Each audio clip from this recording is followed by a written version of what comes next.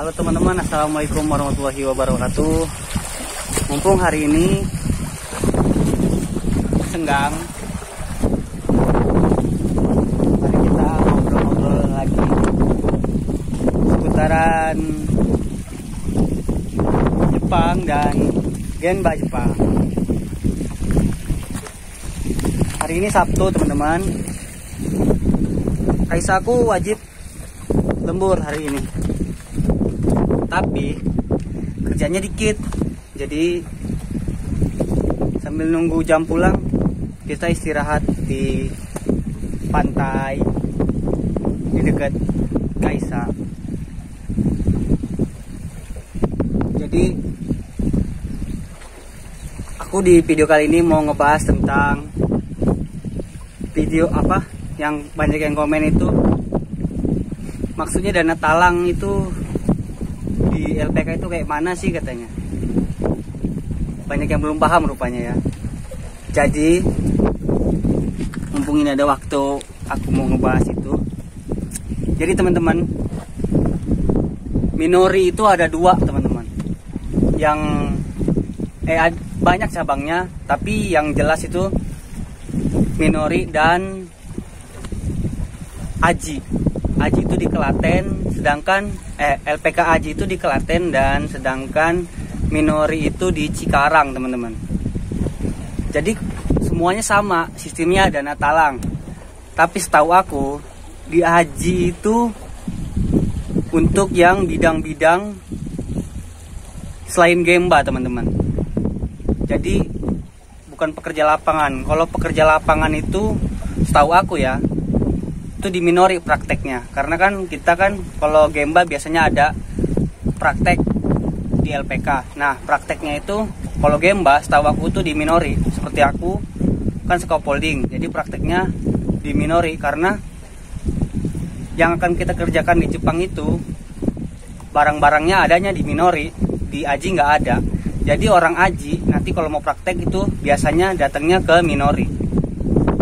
Jadi sistem dana talang itu teman-teman ya, pertama itu kita bayar 1.100.000 itu untuk MCU pertama.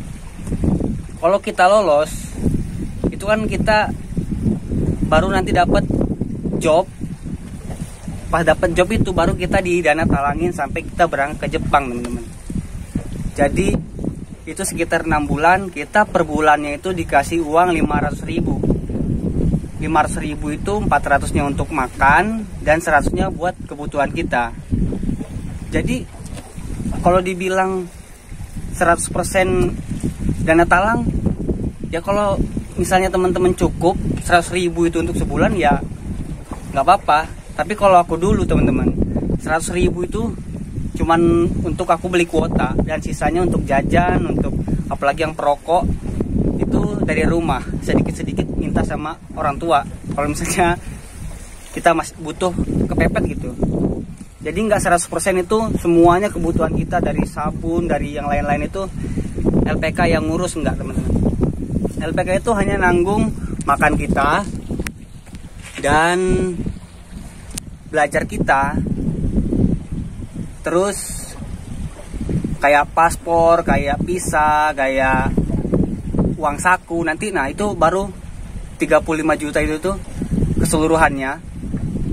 Itu nanti baru LPK yang nanggung. Kalau kayak kebutuhan kita kayak rokok, kayak jajan, itu kita sendiri yang nanggung teman-teman. Jadi 1.100.000 itu cuman untuk MCU pertama. Nanti MCU kedua setelah mau pemberangkatan itu MCU-nya ditanggung sama LPK atau ditanggung sama perusahaan kita. Jadi gitu ya teman-teman. Jadi diusahakan sebelum masuk pendidikan itu kalian nabung dulu untuk jajan kalian selama pendidikan.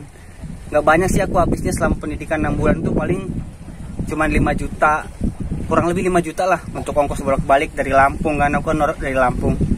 Itu kurang lebih 5 juta lah aku nabung untuk jajan aku selama pendidikan. Nah gitu ya teman-teman.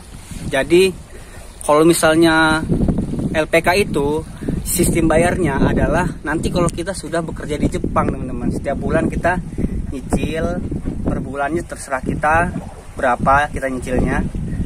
nanti selama 3 tahun itu kalau bisa harus lunas. Kalau bisa lebih cepat lebih baik, karena per bulannya itu kalau kita nunggak itu bunganya lumayan.